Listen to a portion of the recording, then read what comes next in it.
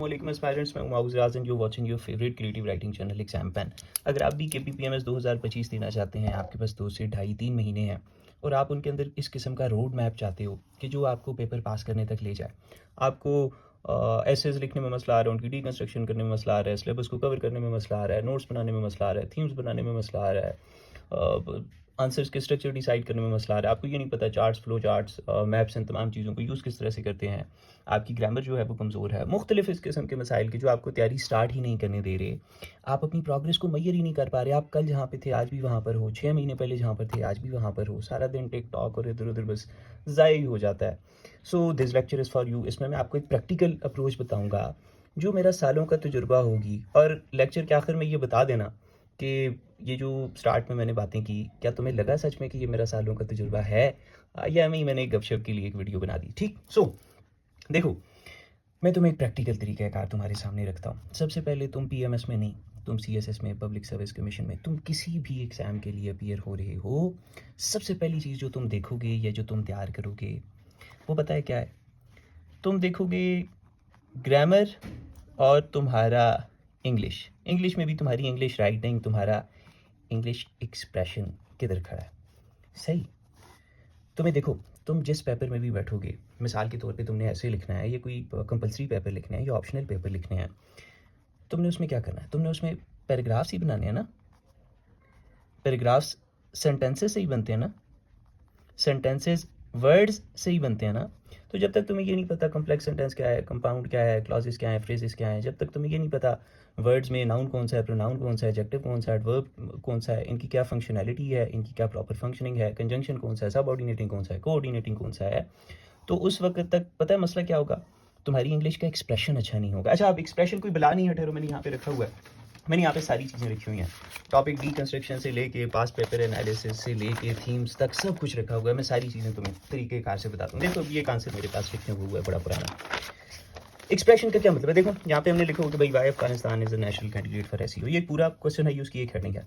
मैं अब कहता हूँ geographically Afghanistan is direct neighbour to 4 of the SEO member states, Pakistan, China, Uzbekistan and Tajikistan. अब लिस्ट इंट्रोड्यूस करनी थी, देखो मैंने ये काम किया। Out of 150 ethnic group living in Afghanistan, living in the region, अब आपने कटिंग वगैरह नहीं करनी है, मेरा प्रैक्टिस का दौर है। 30 लिव इन अफगानिस्तान। सही, कोई और? मिनरल एक्सट्रैक्शन के बारे में हम क्या कहते हैं? हम कहते हैं Afghanistan is a rich cradle of natural resources and minerals such as gold, copper, lithium and titanium etcetera. However, Kabul does not have proper resources and technology to extract them. In this backdrop, अब इस backdrop में क्या? China wants to step in and ink some meaningful contracts. Ink some meaningful contracts. कितना खूबसूरत word है, with Afghanistan. किस बारे में? Specially for lithium extraction. क्यों? Which is the future of the world as being the most important element used in the manufacturing of rechargeable batteries. ये आपको बताने का मकसद ये है कि बड़ी कोई अफलातूनी चीज़ नहीं चाहिए होती है, इतना सा इंग्लिश एक्सप्रेशन चाहिए होता है, इतनी सी आपको लिखाई चाहिए होती है। और जब आपका ये ग्रामर की बुनियाद के ऊपर आपकी पकड़ अच्छी होती है तो आप जुमलों को लंबा कर सकते हो, छोटा कर सकते हो, सिंपल बना सकते हो, वैरायटी ला सकते हो अपने पैराग्राफ्स के अंदर, कभी सिंपल, कभी कॉम्प्लेक्स, कभी कंपाउंड। ठीक, ये चीज़ जब तुम लोगों ने अपनी ठीक कर ली, फिर उसके बाद दूसरी चीज़ होती है। अब देखो, लिखाई तो आर्टिकल में भी होती है, किताबें भी लिखते हैं लोग, दीवारों पे इश्तिहारात भी लिखते हैं। तुम लिखाई कर रहे हो कॉम्पिटिटिव एग्जाम्स के लिए, तो तुमने इस लिखाई को अब किस सांचे में ढालना है? कॉम्पिटिटिव एग्जाम के सांचे में। मिसाल के तौर पे कॉम्पिटिटिव एग्जाम में या तुम्हें ऐसे मिलेगा, या तुम्हें कंपलसरी सब्जेक्ट्स की आंसर राइटिंग करनी होगी, या तुम्हें ऑप्शनल सब्जेक्ट्स की राइटिंग करनी होगी, या तो तुम्हें प्रेसिडेंट कॉम्पोजिशन के पर्चे में अपनी ग्रामर की ताकत दिखानी होगी। यही काम तुमने करना है ना। या तो तुमने स्क्रीनिंग देना होता है, स्क्रीनिंग की बात मैं भी नहीं करता, स्क्रीनिंग में जो MCQs वाली बात है वो इधर ही पूरी हो जाती है, इधर ही तुमने ग्रामर तैयार करते वक्त ही वो इंग्लिश वाला पार्ट तैयार करना होता है। उसके बाद जब राइटिंग में आ जाओ तुमने यही काम करने होते हैं। सही, अब इसके लिए तुम्हारा फ़र्ज़ है, तुम सबसे पहले ये सीखो कि टॉपिक की डीकंस्ट्रक्शन किस तरह करते हैं। इसके ऊपर मेरे बहुत सारे लेक्चर हैं, मैं उनका लिंक तुम्हें इस वीडियो की डिस्क्रिप्शन में भी दे दूंगा, कमेंट बॉक्स में भी दे दूंगा, जो जो रेलेवेंट लेक्चर्स होंगे। तुम देखो टॉपिक की डीकंस्ट्रक्शन किस तरह करते हैं, डिस्कोर्सेस को कैसे पहचानते हैं, स्ट्रक्चर्स आंसर के किस तरह से रखते हैं। सही, पैराग्राफ डेवलपमेंट चलो तुम इधर ही देख लोगे, तो ये तमाम चीज़ें, अब डिस्कोर्सेस का फिर आर्गुमेंटेटिव ऐसे पे क्या असर होता है, उसकी आउटलाइन को वो किस तरह डिफ़र करता है, परसुएसिव ऐसे है तो उसकी आउटलाइन जो है वो किस तरह बनेगी, डिस्कोर्स जब आपने पहचान लिया। अब थीसिस स्टेटमेंट है, आर्गुमेंटेटिव ऐसे की और तरह से बनेगी, परसुएसिव की और तरह से बनेगी, डिस्क्रिप्टिव की और तरह से बनेगी, नैरेटिव की और तरह से बनेगी। ये जो तमाम आउटलाइन का जो अपना स्ट्रक्चर है, आउटलाइन में फ्रेजेस किस तरह से देनी है, मेन हेडिंग्स किस तरह से बनानी है, इंट्रोडक्शन किस तरह से लिखना है, कंक्लूजन किस तरह से लिखना है, ऐसे में और दूसरे कंपल्सरी और ऑप्शनल में फ़र्क क्या होता है लिखाई करते वक्त। इनमें भी तो आपने डीकंस्ट्रक्शन ही करनी है, थीसिस स्टेटमेंट ही लिखनी है, इंट्रो और कंक्लूजन ही लिखना है, इसमें भी वही करना है। इसमें बस हेडिंग्स नहीं होती है, इसमें हेडिंग्स होती हैं, फ्लो चार्ट्स होते हैं, मुख्तलिफ चीज़ें होती हैं। इसके इंट्रोज कंक्लूजन्स पैराग्राफ्स लंबे होते हैं, इसके छोटे होते हैं। इसमें आप इंट्रो में ही वो बना लेते हो छोटी छोटी फ्रेजेस, इसमें आप आंसर के अंदर बनाते हो। तो ये तमाम पेचीदियाँ जो टेक्निकलिटीज़ हैं किसी भी कॉम्पिटिटिव एग्जाम की, दूसरे नंबर पर आप डील करते हो उन टेक्निकलिटीज़ के साथ। ठीक, once you are done with this, अब आप सोच रहे हो कि अब तो सिलेबस कवरेज आ जाएगा। अभी भी सिलेबस कवरेज नहीं आता। अब आपने मेरा बच्चा सीखनी है पेपर प्रेजेंटेशन। इसका क्या मतलब है?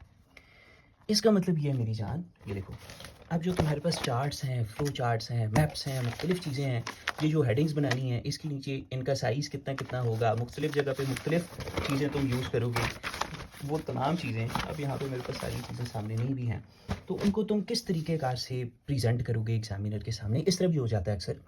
देखो, तुमने 4 आंसर लिखने हैं, उसमें से तुम्हें 3 आते हैं, 1 नहीं आता। लिखना तो तुमने वो एक भी है ना, या नहीं? लिख के तो तुम 4 आओगे, भले तुम्हें एक भी आता है, पूरे तुमने 4 के 4 ही करने हैं, ठीक है? तो तुमने पेपर प्रेजेंटेशन और ये ट्रिक्स तुम्हें ये सिखाएंगी कि एक क्वेश्चन है जो तुम्हें बिल्कुल ही नहीं आता, मगर उसकी हेडिंग में से भी तुम इस तरह से आंसर निकालोगे, उसके टॉपिक में से, उसके क्वेश्चन में से इस तरह से हेडिंग्स निकालोगे अपने आंसर की कि मैंने जनरल स्टडी के पेपर में 57 नंबर लिए सिर्फ इस ट्रिक के ऊपर, वरना मुझे बिल्कुल भी आइडिया नहीं था, ना IR के पेपर का ना जनरल स्टडी के पेपर का। 2 चीज़ें थी मेरे पास, एक मुझे थ्योरी एप्लीकेशन की स्किल आती है, दूसरा मुझे क्वेश्चन के अंदर से हेडिंग्स को खींच के निकालना आता है। सही है?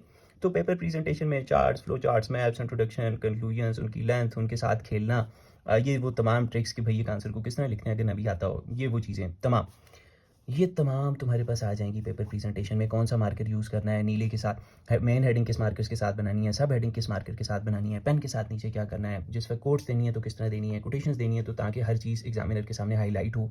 ये तमाम सिलेबस होता है पेपर प्रेजेंटेशन का। सही, ये चीज़ असल में मेरी जान होती है किसी भी कॉम्पिटिटिव एग्ज़ाम की। उसके बाद आ जाती है सिलेबस कवरेज, अभी भी नहीं आती। उसके बाद आ जाती है बच्चा थीम प्रिपरेशन।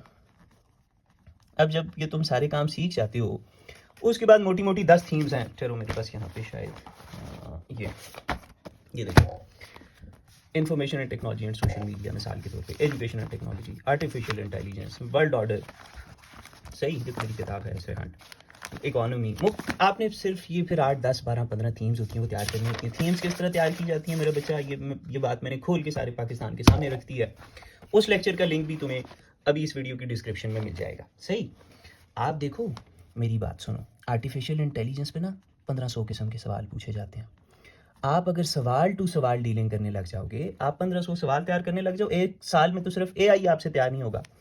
आपने AI की थीम तैयार करनी होती है, उसके बाद एग्जामिनर जो भी पूछ ले आपने सिर्फ मोल्डिंग करनी होती है, तोड़ना मरोड़ना होता है, डेटा सारा वही होता है, उसको तोड़ मरोड़ के आपने अपने आर्ग्यूमेंट्स के अंदर डालना होता है। इसके ऊपर एक लेक्चर है मेरा, उसका मैं लिंक तुम्हारे साथ शेयर कर दूंगा, वो देखना, तुम्हें बड़ा मजा आएगा। ठीक, फिर थीम प्रिपरेशन को मत, उसमें थीम प्रिपरेशन भी तुम्हें मिल जाएगी, डीकंस्ट्रक्शन ऑफ द टॉपिक भी तुम्हें मिल जाएगी। ठीक, फिर एक लेक्चर मैं तुम्हारे साथ शेयर करूंगा जिसमें तुम्हें डिस्कोर्सेस का पता चल जाएगा कि आउटलाइन पे ये किस तरह से असरअंदाज होता है। फिर एक तीसरा और चौथा लेक्चर होगा पैराग्राफ डेवलपमेंट पे, मैंने 2 लेक्चर दिए हुए हैं, ग्रामर के ऊपर 3-4 लेक्चर मैंने दिए हुए हैं, ऐसे के स्ट्रक्चर के ऊपर लेक्चर है, उन सबके मैं लिंक यहाँ पे शेयर करता जाऊँगा।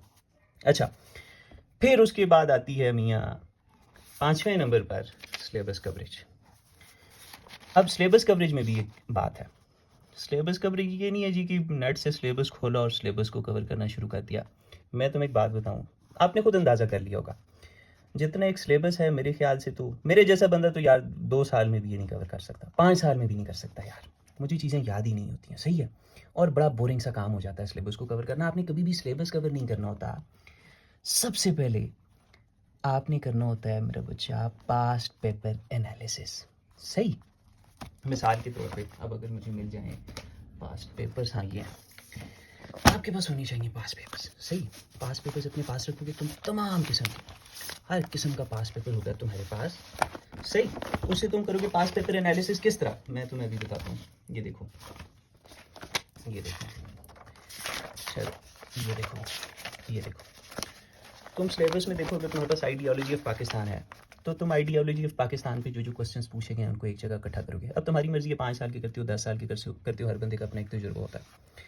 सारे क्वेश्चन जब तुम इकट्ठे करोगे ना, एक तो तुम्हें पता है मुख्तलिफ चीज़ें पता चलेंगी। एक तुम्हें ये पता चल जाएगा कि अगर Pakistan film ideology of Pakistan है, land and people of Pakistan है, इस तरह की 20 चीज़ें हैं मिसाल के तौर पे। एक तो तुम्हें ये पता चल जाएगा कि 20 में से 7, 8, 9 पे तो एग्जामिनर पूछता ही नहीं है, ठीक, या बहुत ही कम पूछता है, उनको तो आग लगाओ, उनको साइड पे करो। 12-13 रह गई। अब उस 12-13 में भी तुम्हें मोस्ट इंपॉर्टेंट समझ आ जाएंगी कि यार जिन पे एग्जामिनर हर दफ़ा पूछता है, ठीक। तीसरी बात तुम्हें ये पता चल जाएगी, land of people of Pakistan है, ये कश्मीर एंड पैलेस्टाइन है, ये इकोनॉमिक चैलेंजेस हैं मिसाल के तौर पे, ये चेंजिंग रीजनल डायनामिक्स हैं।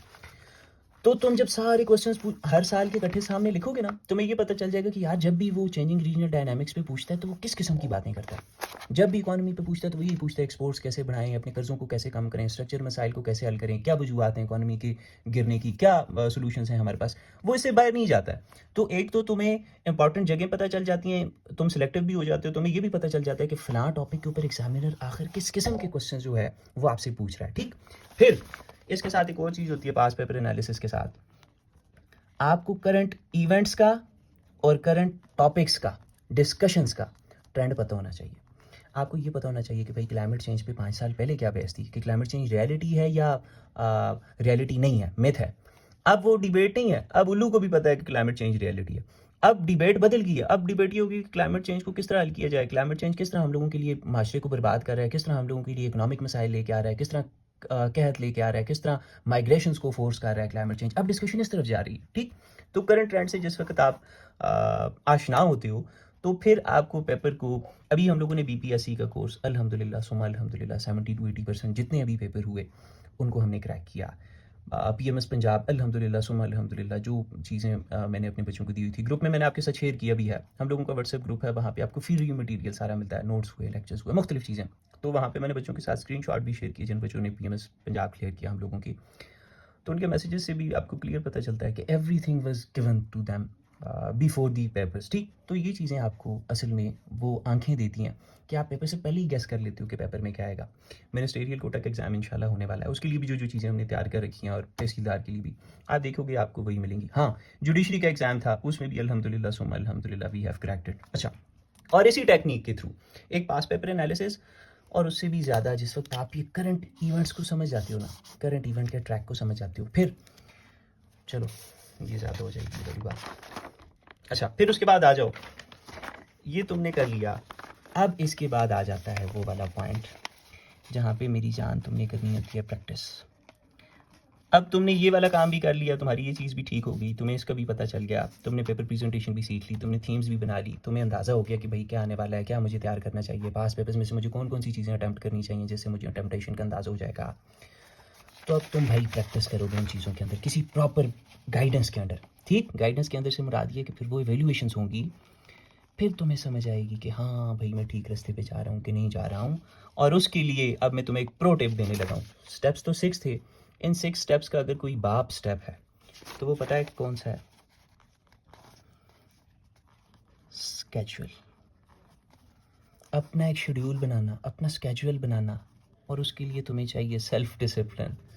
मैं तुम्हें एक बात बताऊं, बहुत से लोग कहते हैं कॉम्पिटिटिव एग्ज़ाम में अली का मुकाबला हसन के साथ है, फरीहा का मुकाबला मदीहा के साथ है, फ़लाँ का मुकाबला फ़लाँ के साथ है। नहीं, याद रखो मेरी जान, कॉम्पिटिटिव एग्ज़ाम में किसी बंदे का मुकाबला किसी दूसरे बंदे के साथ नहीं है। कॉम्पिटिटिव एग्ज़ाम में सिर्फ एक बात है, कॉम्पिटिटिव एग्ज़ाम में तुम्हारा मुकाबला तुम्हारी अपनी ज़ात के साथ है। और मुकाबला किस चीज़ का है? मुकाबला है सेल्फ डिसिप्लिन का। मुकाबला किस चीज़ का है? मुकाबला है सेल्फ डिसिप्लिन का। सही, मुकाबला किस चीज़ का है? मुकाबला है सेल्फ डिसिप्लिन का। सही, किस तरह? अब देखो, अब तुमने अपना स्केड्यूल बना लिया कि भाई मेरे पास 3 महीने हैं, फर्स्ट मंथ है जी, उसमें मैंने मिसाल दे रहा हूँ, उसमें मैंने 5 कंपल्सरी सब्जेक्ट्स कवर करने हैं या 5 ऑप्शनल सब्जेक्ट्स कवर करने हैं, ठीक। अब तुम उसको डिवाइड करोगे, और जो मैं तुम्हें गोल्डन रूल बता रहा हूँ, सालों में जाके मैं स्ट्रिक तक पहुँचाऊँ। अब तुम ये नहीं है कि उस महीने में जी बस मैं करूँगा जी तो करूँगा, नहीं। अब तुम डिवाइड करो कि उन 5 सब्जेक्ट्स को तुम 4 हफ्तों पे डिवाइड करो कि तुम पहले हफ्ते में कौन कौन से सब्जेक्ट करोगे, दूसरे में तुम क्या करोगे, तीसरे में क्या करोगे, चौथे में क्या करोगे। सही। अब मजीद उस हफ्ते को दिनों में डिवाइड करो कि तुम मंडे को कितना काम करोगे, ट्यूसडे को, वेडनेसडे को, थर्सडे को, फ्राइडे को, सैटरडे को। और अब उस मंडे को भी पता है किस में डिवाइड करो। मिसाल के तौर पे ये मंडे, अब लिखो कि मंडे को सुबह अगर मैं नमाज़ पढ़ के 5 बजे 6 बजे तक फ्री हो जाऊँगा। 6 से 8 बजे तक मेरे पास पहला टाइम स्लॉट है, उसके बाद मैं जॉब पे चला जाऊँगा, ये जो भी हो जाएगा। अगर जो जॉब वाले नहीं है वो फिर लिखें 6 से 8, फिर थोड़ा सा ब्रेक, फिर 8:30 से 12 बजे तक बैठ के काम करूँगा, फिर अपना खाना खाऊँगा, अपनी नमाज़ पढ़ूँगा, अपना आराम करूँगा पहले, फिर जब नमाज़ का टाइम आएगा नमाज़ वगैरह पढ़ के 2 बजे फ़ारिग हो जाऊँगा। 2 बजे से फिर 4:30 बजे तक एक बारी लगाऊँगा, एक टाइम स्लॉट दूँगा। फिर मेरे पास फलां, अब हर बंदा अपनी रूटीन के मुताबिक इस तरह की टाइम स्लॉट्स अपने पास डिफाइन करेगा, सही। अब तुम लिखोगे कि जो मैंने मंडे को अपने को टास्क दिए हैं, उस टास्क को मैं 6 से 8 बजे तक उसमें से कितना करूँगा, 8:30 से 12 तक कितना करूँगा, 2 से 4:30 तक कितना करूँगा। इस तरह का जिस वक्त तक तुम्हारी लाइफ में सेल्फ डिसिप्लिन नहीं आएगा, अपने पास लिखो कि भाई मैं सारा दिन मेरा क्यों बर्बाद होता है। सबसे पहले मैं टिकटॉक पे बैठता हूँ तो उठ ही नहीं सकता हूँ, मैं फिर दोस्तों के साथ जाता हूँ तो घंटा 2 मेरे बर्बाद हो जाते हैं। अपने पास लिखो कौन सी चीज़ें तुम्हें बर्बाद कर रही हैं, कौन सी चीज़ें तुम्हारी सेल्फ, ये रोनाल्डो को देखते हो, मेसी को देखते हो, शाहरुख खान को देखते हो, दुनिया के जिस बंदे को देखते हो हैरान होते हो, क्या तुम्हें पता है उसकी लाइफ में कितना बड़ा सेल्फ डिसिप्लिन है।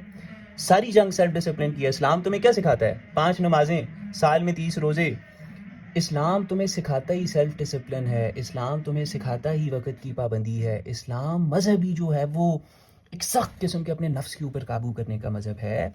तो इस तरीके कार के अंदर रह के मेरा बच्चा जिस वक्त तुम काम करोगे, बाय द वे इसके ऊपर हम लोग हर साल एक 3 महीने का सेशन देते हैं, जिसमें हम ज़ीरो से स्टार्ट करते हैं और आखिर तक आते हैं, और पाकिस्तान का बेस्ट रिव्यूड वो सेशन है। और बाय द वे इस पर KPPMS पर हम लोग 40 डेज़ का एक सेशन भी आप लोगों के लिए अनाउंस कर रहे हैं, 3-4 दिन में स्टार्ट हो जाएगा मेरे ख्याल से 3 या 4 अगस्त को। सो अगर आप उसका पार्ट बनना चाहें तो आप बन सकते हैं। बाकी जो चीज़ें मैंने आपको बता दी हैं यार, ये वो प्रैक्टिकल रोड मैप है, इसमें मैंने कोई इधर उधर की बात नहीं की, वरना मैं बड़ा आपको सुहाना सा रास्ता बता सकता था। बट ओवर द ईयर्स ये चीज़ मैंने सीखी, जो चीज़ सीखी वो मैंने आपके सामने रख दी। इस तरीके को लेकर चलोगे तो इंशाल्लाह कामयाबी तुम्हारी कदम चूमेगी। बाकी दुआओं में याद रखो। थैंक यू, फ़ीमान अल्लाह, अल्लाह हाफ़िज़।